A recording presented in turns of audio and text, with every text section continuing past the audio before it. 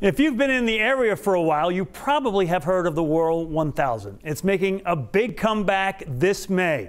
The Worrell 1000 is a sailing endurance race with catamarans. It starts in Hollywood, Florida, May 9th and ends up in Virginia Beach, May 21st. They go 80 to 120 miles a day up the East Coast. It started as a bar bet in the 70s, became an organized event in the 80s, and ran through 2001. There was a trial run 3 years ago with just 3 boats to see if it's still viable. It is. This year, 17 entries, 6 of them international. Team Rudy's from Virginia Beach is the center of all these images. I asked their team manager, Mike Eason, to describe the race.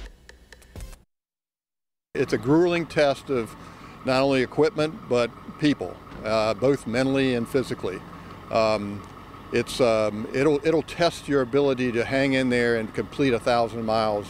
Team Rudy's has one of the best and most experienced sailors out there in Randy Smythe. He's the captain, and Dalton Tebow is on board with him. They and all the sailors are in for something extremely challenging. Physically, it beats you up.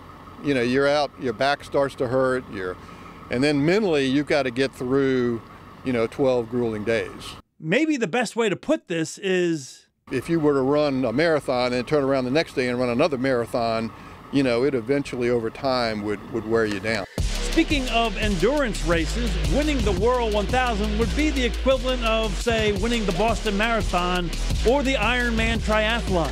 In the sailing, this is kind of the pinnacle for climbing Mount Everest for sailing.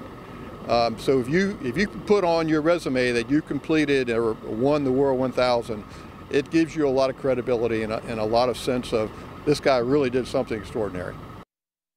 I'm thrilled. We covered that in the 80s and 90s, and they end up in Hatteras on Thursday, whatever, the 19th, go to Kitty Hawk on the 20th, and then Virginia Beach the 21st.